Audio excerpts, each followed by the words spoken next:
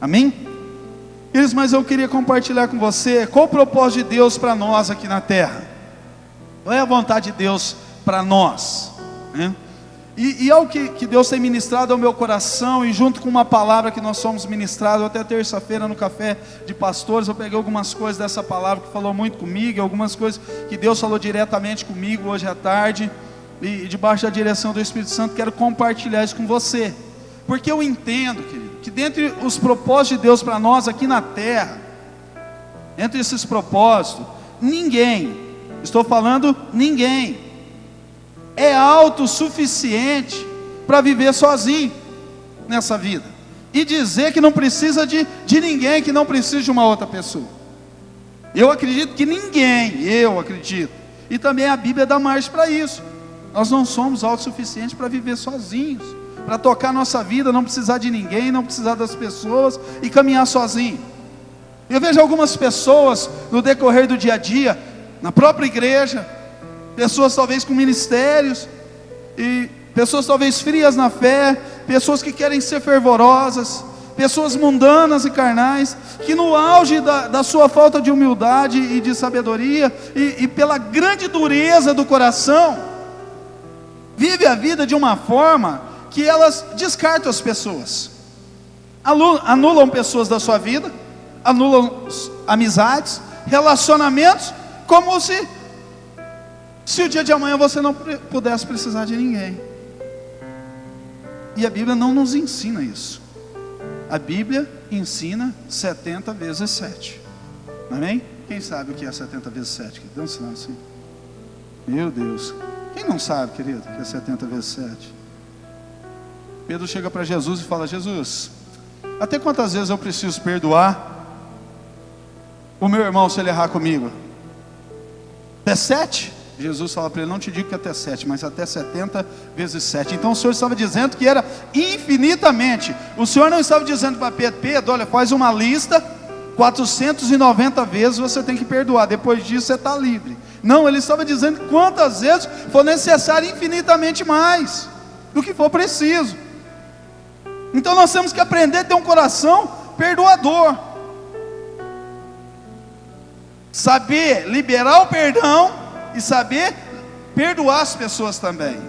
O perdão que nós recebemos de Deus, está condicionado ao coração perdoador que nós temos, querido. Perdoa as nossas dívidas, assim como nós perdoamos os nossos devedores. Mas há momentos, querido, que nós somos como aquele servo, que ele tinha uma dívida com o seu senhor, e o seu senhor vem com muita brutalidade para receber dele.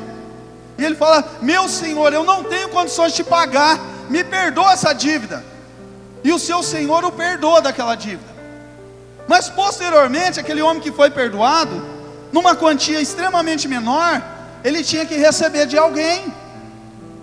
E aí ele vai, e a Bíblia diz que cruelmente ele exige o pagamento, e é rogado perdão e ele não perdoa. Há momentos que nós vivemos assim. Nós queremos receber o perdão e não queremos perdoar ninguém. Abra sua Bíblia comigo em Eclesiastes capítulo 4.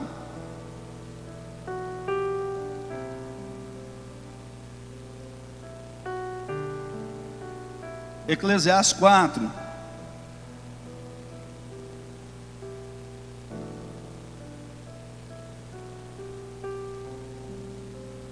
Enquanto eu digo amém.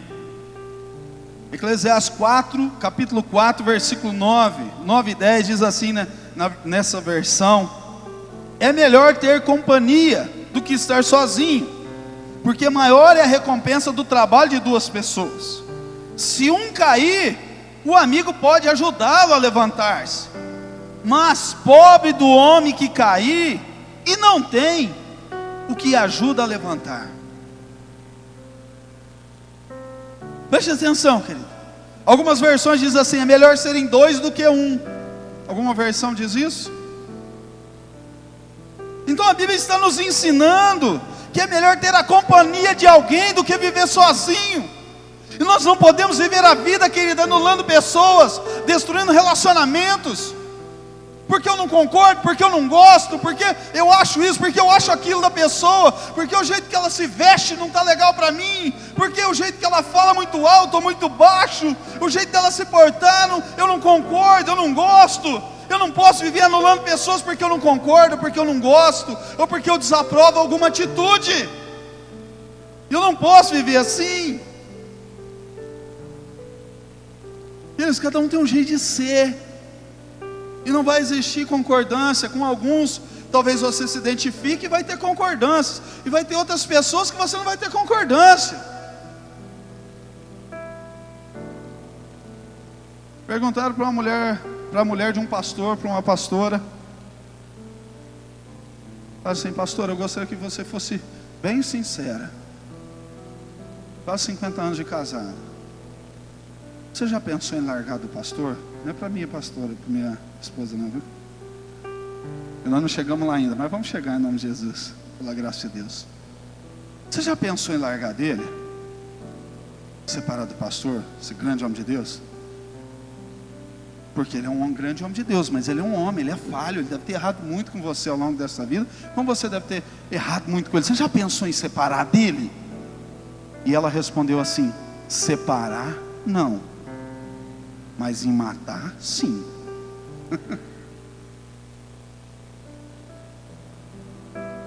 Então, queridos, nem dentro da mesma casa nós vamos concordar em tudo. Gostos diferentes, hábitos diferentes, um marido e uma mulher criados em realidades diferentes, agora tudo em comum dentro da mesma casa, e ter que adequar isso ao longo da vida. A maioria dos relacionamentos, ainda no início, tem conflitos, porque a mulher quer passar até o lençol, e o homem não dá conta de cuidar de uma botina. Se deixar, ele quer pôr na estante e fazer um porta-copo, porta-controle de TV, tudo. Hábitos e costumes diferentes, querido. Então eu gostaria que você entendesse algo no profundo do teu coração. Você não precisa concordar com as pessoas, você tem que aceitar as pessoas como elas são, querido. A única coisa que nós devemos discordar das pessoas é o erro, é o pecado que está sobre ela. Mas Deus nos ensina a amá-las, porque Deus desaprova o pecado, mas Ele ama o pecador. Então nem a pessoa no auge do seu pecado é motivo suficiente para nós desvalorizarmos ela.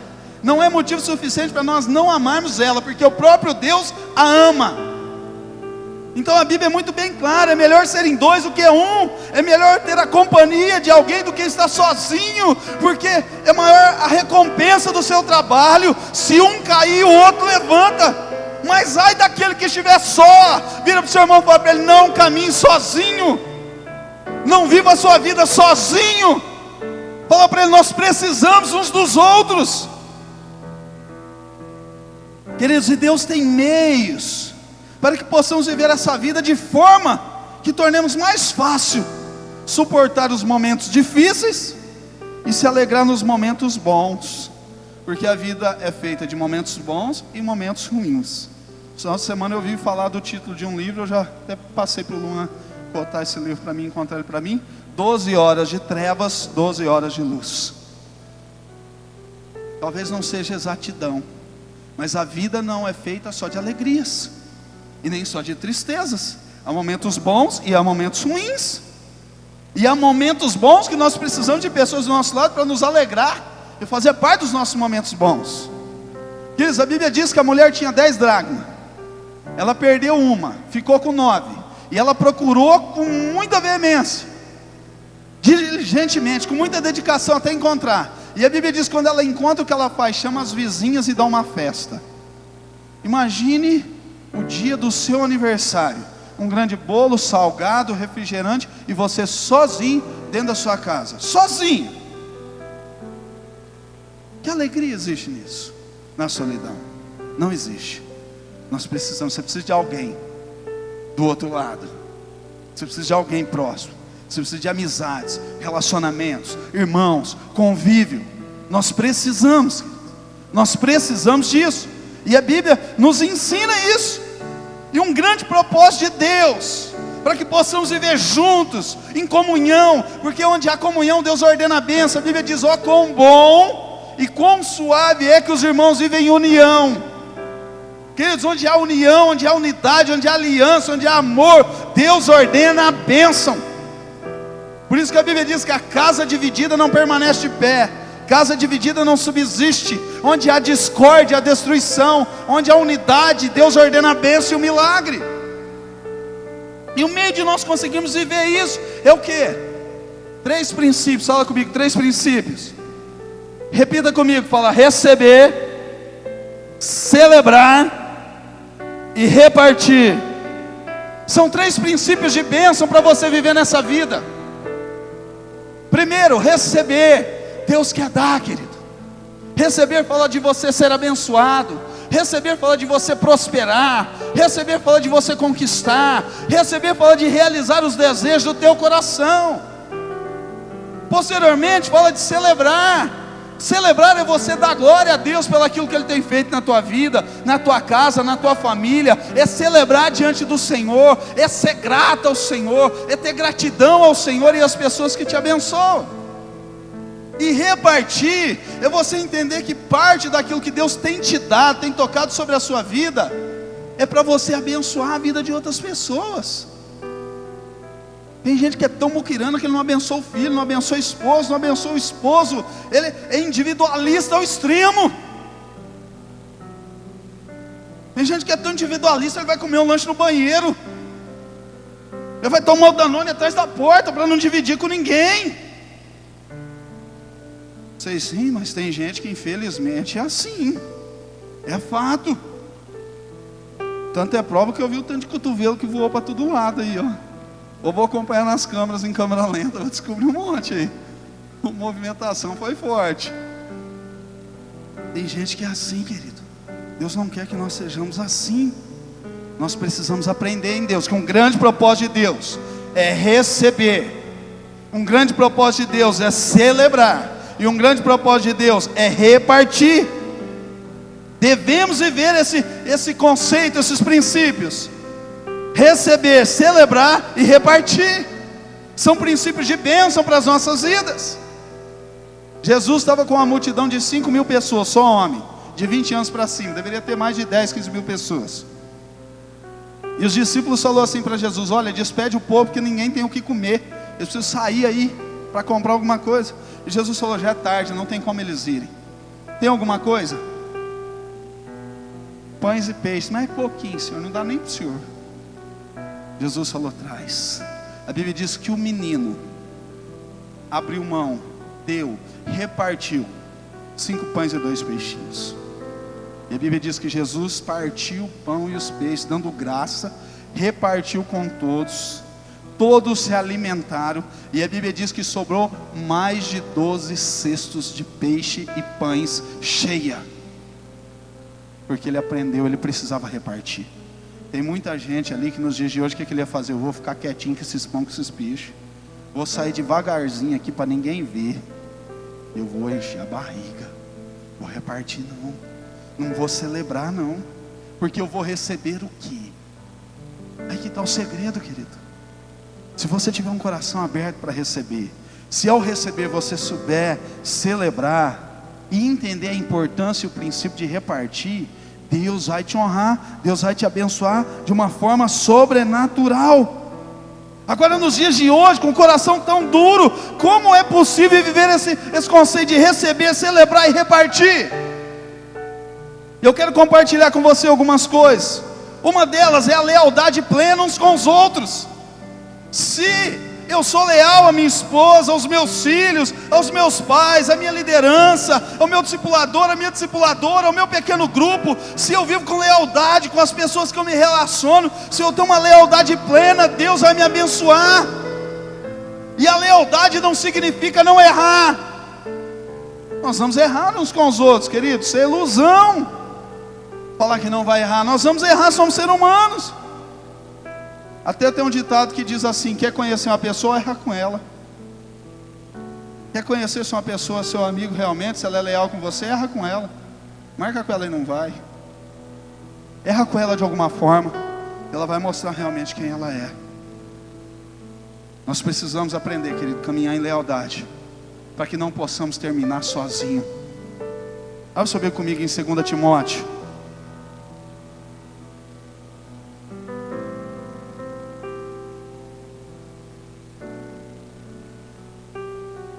Segunda Timóteo 1, a partir do versículo 15. Amém, misericórdia? 2 Timóteo, a partir do versículo 15 até o verso 18 diz: presta atenção, querido, olha aqui para mim antes de nós fazermos essa leitura. Eu falei sobre a questão de nós não podermos caminhar sozinho e tudo mais. É importante termos pessoas do nosso lado. Nós lemos em Eclesiastes 4, 9 e o 10, a Bíblia nos ensinando a ser dois, melhor serem dois do que um, ter a companhia, não estar só, se um cair o outro levanta. Olha quem foi Paulo, olha aqui para mim. Paulo, um grande homem de Deus, teve um encontro maravilhoso com Jesus, pregou em vários lugares, várias viagens missionárias, naufrágio nas viagens, e perseverando pelas pessoas, por pregar o Evangelho, o amor pelas vidas, ganhou multidão de pessoas, abriu mão de posição, de status, de dinheiro, de tudo, para viver pelas pessoas, entregou a sua vida pelo reino de Deus.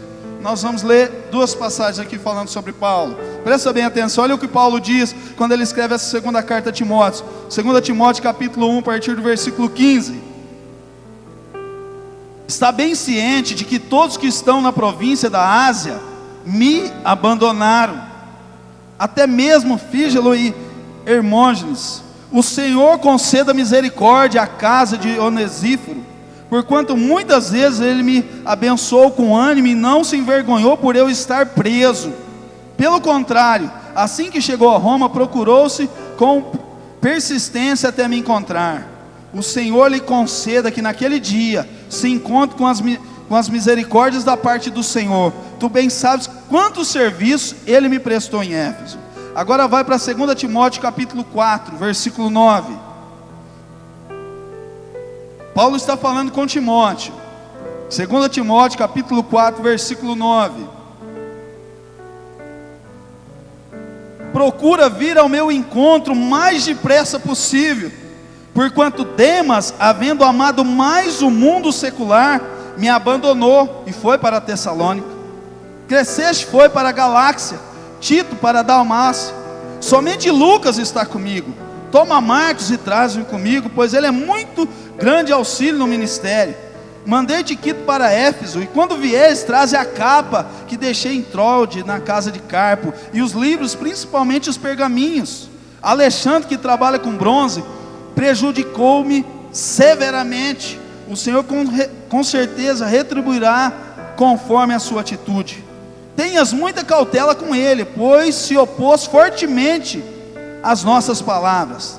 Na minha primeira defesa, ninguém se fez presente para me ajudar. Pelo contrário, todos me desampararam. Com tudo isto, não lhe seja imputado em juízo. Todavia, o Senhor permaneceu ao meu lado e me abençoou com forças, para que por meu intermédio a mensagem fosse plenamente proclamada, e todos que não são judeus a ouvissem. E eu fui livrado da boca do leão. Assim o Senhor me livrará também de toda obra maligna, e me conduzirá salvo pelo reino celestial. A Ele seja a glória para todos sempre. Amém. Queridos, preste atenção. Esses dois textos que nós lemos aqui é Paulo falando, escrevendo a Timóteo, o desespero de um homem que entregou a sua vida por povos, por nações, por cidades, que fez viagens, loucuras por amor ao Evangelho e por amor de almas. Chega o momento dele estar preso, viver a decepção da deslealdade. A Bíblia fala, só alguns permaneceram com Paulo. Nesse momento somente Lucas estava com ele, porque o momento que ele vivia era desfavorável. Eu te digo, o que nós devemos esperar das pessoas que nós convivemos? O que você espera dos seus melhores amigos no dia de amanhã? O que você espera dos seus familiares? O que você espera das pessoas que estudam com você, que trabalham com você, que te dizem amigos fiéis? O que devemos esperar? Queridos, eu vou falar a nível de igreja.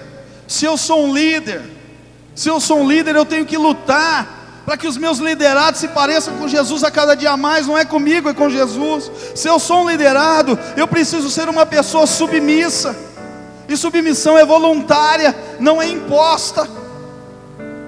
Então é uma dedicação, sem eu me preocupar com o que eu vou receber de volta, sem eu me preocupar se haverá reconhecimento ou não. Então vira para a pessoa que está do seu lado e fala para ele: precisamos ter lealdade plena. Amém, querido? Seja leal às pessoas. Pastor, e se elas não forem leais a mim? Não importa, faça o que te cabe. Cumpra a tarefa que Deus colocou nas suas mãos. Não pague o mal com o mal, mas pague o mal com o bem. Seja leal. Segundo ponto importantíssimo: transparência plena. A Bíblia diz: quem encobre as suas transgressões nunca prosperará, quem as confessa e a deixa alcançará misericórdia. Seja transparente, querido. Seja uma pessoa de vidro, sem mancha, sem ruga, porque essa é a igreja que o Senhor vai vir buscar. Não esconda a sujeira debaixo do tapete. Seja uma pessoa transparente, seja uma pessoa limpa, sem sujeiras. A Bíblia diz que o Senhor vai vir buscar uma igreja sem mancha, sem mácula, sem ruga, irrepreensível. Mas um princípio: atitude de servo. Mesmo que você seja um líder, seja servo. As pessoas só vão servir quando ela vê em você um coração de servo. Devemos ser um servo servindo a outros servos. Desejar o ministério da bacia e da toalha, da humildade e da simplicidade. Ninguém quer, são poucos os que querem. Ensinar, dê o exemplo.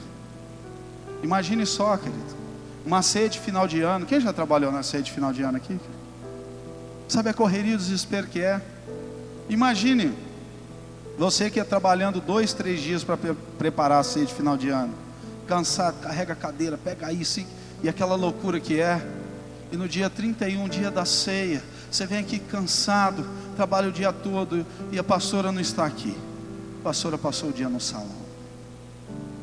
Você vai ter disposição de servir? Não vai ter disposição de servir. Eu estou fazendo para o Senhor. Não vai fazer, querido.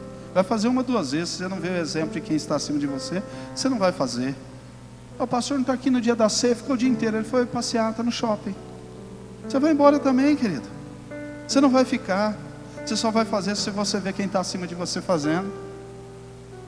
Imagine dia 31, se eu for passar o Natal na praia e mandar você pegar e ir para a Bahia fazer a obra. Imagine se eu lavar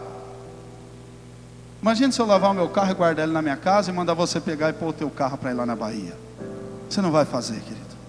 Mas se você vê o exemplo que vem de cima, você vai fazer. Se você vê as pessoas que estão acima de você fazendo, você vai fazer. Ainda mais porque você vê elas fazendo e vê elas sendo abençoadas. Ainda mais porque você vê elas fazendo e você vê o fruto na vida delas. Isso te motiva. Então, querido, talvez tem coisa que você está lutando uma vida inteira para tentar ensinar os teus líderes, o teu pequeno grupo, os teus discípulos, o seu hospedeiro. Muito mais do que você fala, é o que você vive. Dê o exemplo. Vira para o seu irmão e fala para ele: a melhor forma de ensinar é o exemplo. Fala para ele: aprenda a ter atitudes de servo. Amém, querido? Na tua liderança, você precisa pensar igual o teu líder. Não é só na igreja, no trabalho, na empresa, onde você estiver. Porque se o responsável por uma empresa, o gerente, ele tem um pensamento, e os seus liderados têm outro pensamento, não vai chegar a lugar algum. Porque é uma casa dividida. Mas se tiver o mesmo pensamento, querido, vai caminhar para o mesmo lugar. Olha o que a Bíblia diz em Atos 4:32. E na multidão dos que creram, um só era o sentimento e a maneira de pensar. Ninguém considerava exclusivamente seus bens que possuía, mas todos compartilhavam tudo entre si. Olha o coração da igreja primitiva, querido. Olha o coração que a igreja primitiva que o Senhor Jesus deixou tinha. Eles não repartiam, era uma banana, não era algo irrisório, não. Eles repartiam os seus bens, eles repartiam as suas propriedades. A Bíblia diz que eles vendiam as propriedades e traziam aos pés dos apóstolos, e os apóstolos repartiam com todos. Isso é uma loucura nos dias de hoje, não pode nem ser pregado num período de tanta ganância e cada um por si. Mas esse era o coração da igreja primitiva. Eles repartiam seus bens, eles tinham um coração, eles pensavam igual, eles tinham tudo em comum, eles puxavam para o mesmo lado e alcançavam os objetivos juntos. Por isso que mesmo num período que a igreja foi totalmente perseguida, mesmo assim a igreja rompeu, a igreja avançou, a igreja conquistou. Todas as autoridades e poder da época não pôde parar a igreja, porque a igreja era unida, querido. Quer conquistar na tua casa? Seja unido dentro da sua casa. Quer conquistar na empresa? Traga unidade para a sua empresa. Quer conquistar no seu pequeno grupo? Traga unidade para o seu pequeno grupo. Quer conquistar na sua rede, que está debaixo da sua supervisão? Traga unidade. Coloca todo mundo para falar a mesma língua, no mesmo propósito. Tira a divisão, tira a contenda, tira isso. Você vai ver como é que Deus vai abençoar. E aí vai poder viver a lealdade plena. Amém, querido? Viver a lealdade, querido, você só traz benefícios para a sua vida. Noemi, uma mulher, uma senhora, passa por um período, ela sai da sua casa, ela sai de próximo dos seus familiares, ela vai com a sua família, com seu esposo, seus 2 filhos, suas 2 noras, para uma terra distante. E havia uma terra muito forte uma fome muito forte sobre a terra. Muitas doenças chegaram. Noemi, ela perde o seu marido e ela perde os seus 2 filhos. Ela fica somente com as 2 noras. Muita gente diria, né, que dependendo das noras, era muito castigo para uma mulher só, né? Perder o marido e os 2 filhos não era brinquedo, né? Mas ficar com as 2 noras, dependendo das noras, tadinha. Mas Noemi, ela chega para as 2 noras e diz assim: olha, o meu marido morreu, eu não vou ter mais filhos. Os meus 2 filhos morreram. Vocês só poderiam casar com filhos meus. Eu estou velha para casar, ter um filho, e vocês esperarem crescerem para casar e estar debaixo da bênção da lei de Deus. Então eu estou liberando vocês para viver a vida que vocês quiserem. A Bíblia diz que o nome de uma nora chamava Orfa. E ela falou: sogrona, beijo linda, fui, tchau, e foi embora.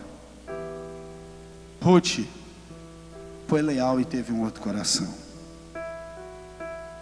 Ela vira para sua sogra Noemi e fala assim: não me peça para que eu te deixe, e nem me afaste de você, porque aonde você for, eu irei. Aonde passares a noite, ali eu passarei.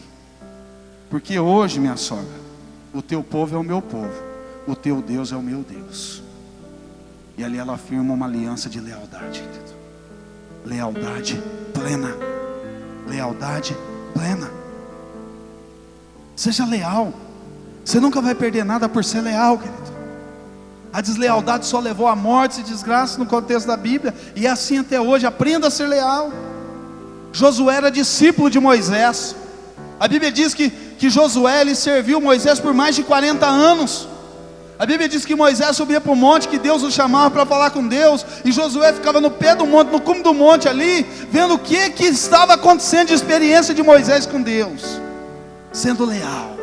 A Bíblia diz que Moisés ia para dentro do tabernáculo, que Deus se manifestava com a sua glória para falar com Moisés, e Josué ficava por lá de fora, ouvindo e pegando as fagulhas da glória de Deus que caía sobre aquele lugar. Foi lealdade plena, e Deus honrou ele. Jesus amou os seus discípulos até o fim. Quem ama até o fim vai ter vitórias e vai ter bênção. E o amar, e o estar junto, e o ser leal é na vitória e na derrota, nos momentos bons e nos momentos ruins. Amém, querido? Vou te dar um exemplo do que é uma lealdade plena. Quantos aqui são casados? Imagine o seu esposo, a sua esposa chegando para você e falando assim: olha, eu sou leal a você 95%, tá certo? Alguém aceitaria?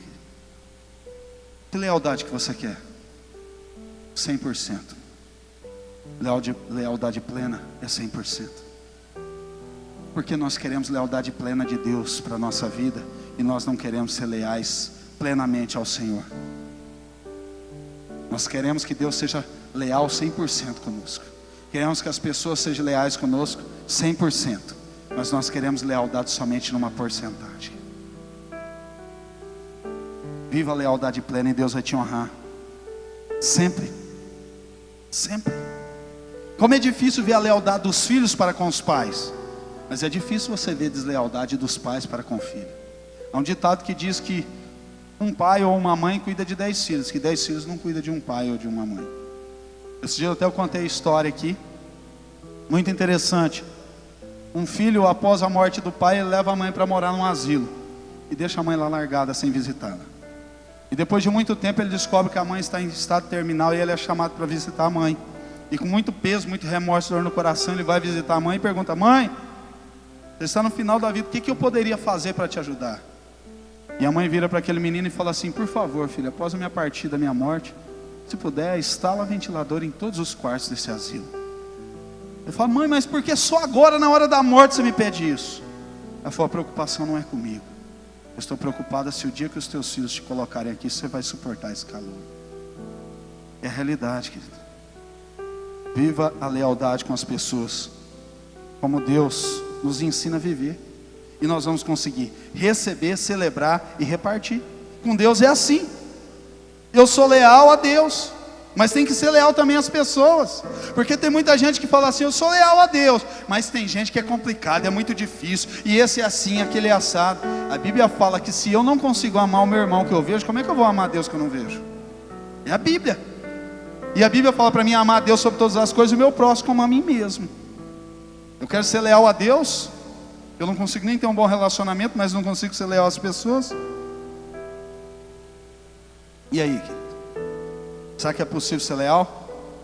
Deus quer lealdade plena, minha e sua. Deus quer transparência, querido. Deus quer transparência. Limpar a sujeira que está debaixo do tapete. Hoje é dia dos namorados, eu achei lindo aí, né?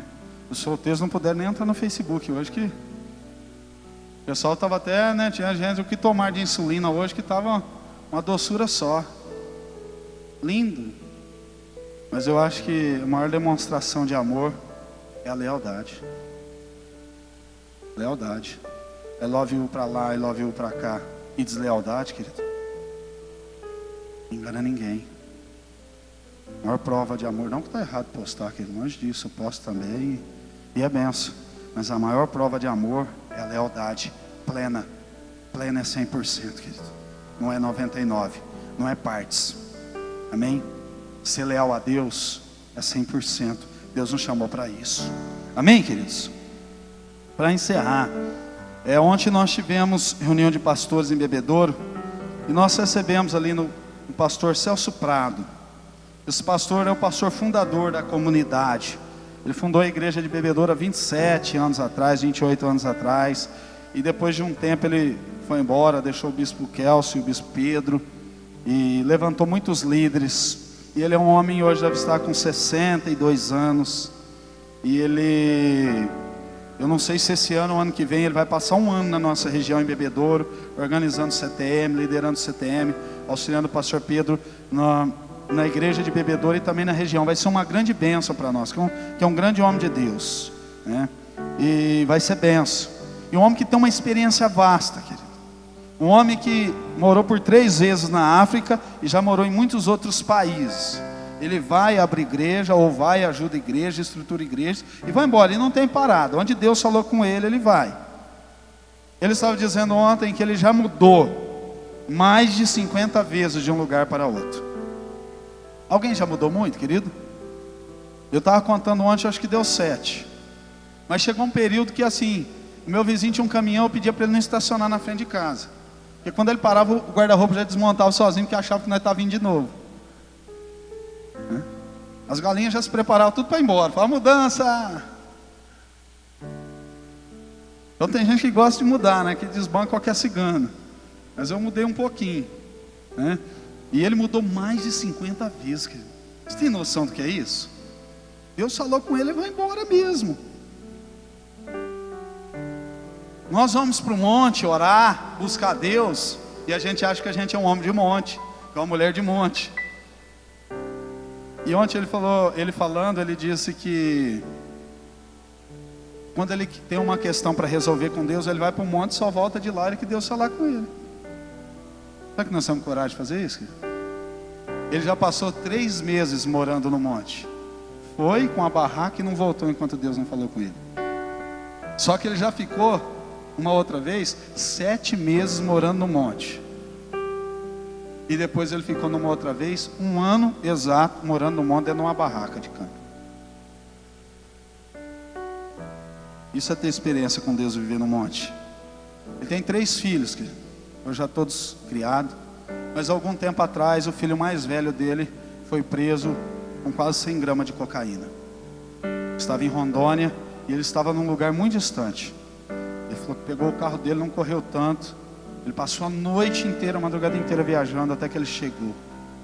E na cela, perto do filho dele, ele falou: olha, eu só consegui esticar minha mão e tocar dedo no dedo. Ele falou que naquela hora o filho dele olhou para ele, pediu perdão e falou assim: pai, eu sabia que você viria.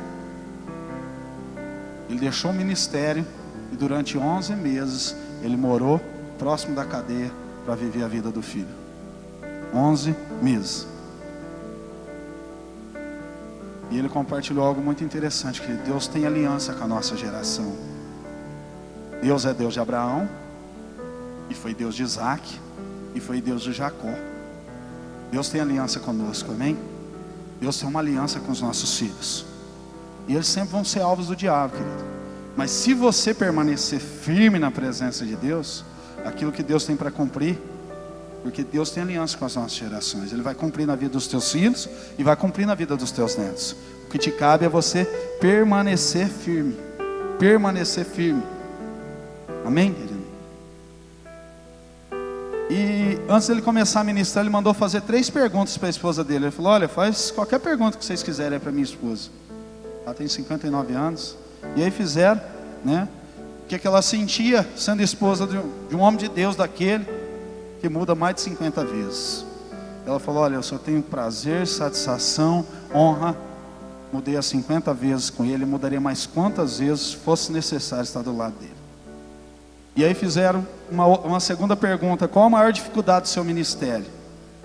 E ela compartilhou, né, que já ficou como 2 respostas.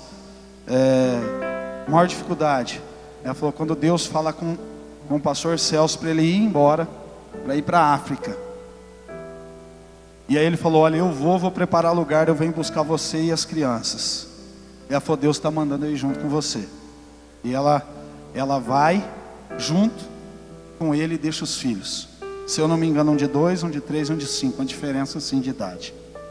Vai embora para ficar muito tempo e depois voltar para buscar os filhos. Ela falou: foi o momento mais difícil, deixar meus filhos extremamente novos e para um outro país, viver uma outra realidade, muito difícil. Ela falou: em um outro momento muito difícil, quando nós estávamos na África, e a África estava em guerra, foi atingida por uma guerra. Ela fala: e o governo manda todos os estrangeiros irem embora e deixar o país. E ela fala: nós éramos obrigados a ir embora ou assumir a responsabilidade do risco de morte. Ela fala: e o Celso, o pastor Celso, ele escreve para o governo e ele fala: olha, eu assumo a responsabilidade de ficar nessa nação e de morrer, porque o bom pastor dá vida pelas suas ovelhas. E aí ele obriga a mulher a ir embora com os filhos. Ela fala: o momento mais difícil da minha vida foi entrar naquele avião com os meus 3 filhos, sem saber se um dia eu encontraria meu esposo novamente. E depois de um tempo ele estava lá, são e salvo, mas passou por muita coisa, né? E assim, foi uma experiência muito legal ouvir ele. E ele vai estar aí 1 ano na nossa região, com certeza vocês vão conhecê-lo. Ele é amigo pessoal do pastor Eibe, conhece demais o MDA, acho que vai ajudar muito a gente, né? Até quando eu conversei com o bispo Pedro entrou em contato com ele falou: não, eu conheço o MDA, pode implantar que vai ser bênção de Deus. Eu acredito que vai nos ajudar muito como região. Amém, queridos? Mas eu gostaria de encerrar dizendo para você: seja leal, querido. As pessoas, ainda que elas errem com você, permaneça leal. Aprenda a receber, celebrar e repartir. Deus vai te honrar. Amém, querido? Vamos colocar de pé.